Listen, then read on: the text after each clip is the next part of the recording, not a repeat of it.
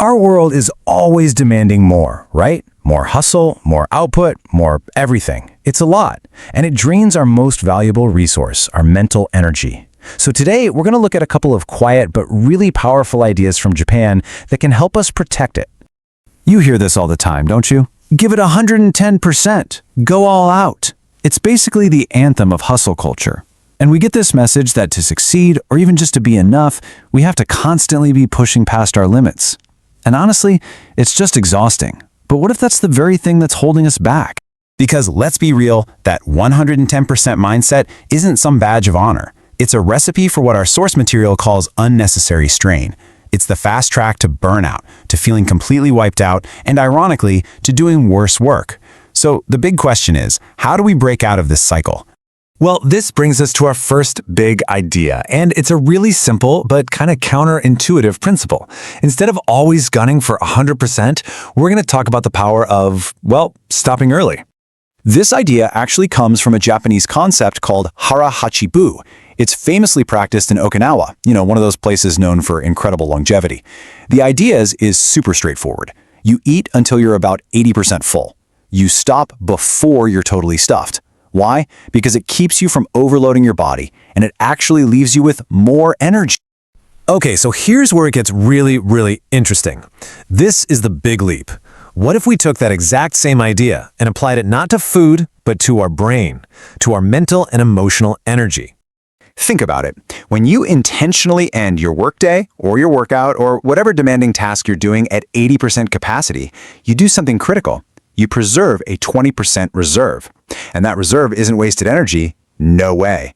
It's your buffer for emergencies. It's your fuel for creativity. It's your resilience for when life, happens. And the difference in the results is just night and day.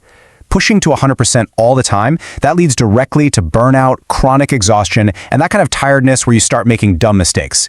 But the 80% mindset, that cultivates clarity. It builds sustainable stamina for the long haul, and it creates the consistency that leads to true mastery. Now, I know what you might be thinking. Stopping at 80%. Doesn't that just mean you're slacking off? Nope. It's the total opposite. That 20% reserve we talked about, that's what creates the space and the energy for a healthier, more sustainable kind of growth. And that brings us perfectly to our second principle, which shows us exactly how to use that space. And this is the concept of Kaizen. It's a brilliant philosophy that's all about making small, continuous improvements. It's the absolute antidote to that pressure we feel to make massive, overwhelming changes all at once. And there's that theme again, putting ourselves under unnecessary strain. This isn't just about overworking in the moment. It's also about the huge mental weight of trying to completely reinvent your life overnight. Kaizen offers a much gentler and, frankly, a much more effective path. And the process is so simple you can start today. First, just identify one tiny point of friction in your day. Don't try to fix your entire chaotic morning. Maybe it's just that you can never find your keys. The 1% improvement? Put a hook by the door.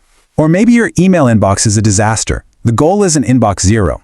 The 1% improvement is just spending 5 minutes before you log off to archive 10 old emails. That's it. You repeat that consistently and you start building momentum without the burn.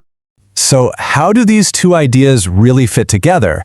It's important to understand that they're not just a collection of random tips or tricks. They really represent a fundamental shift in how we can approach our lives and our energy.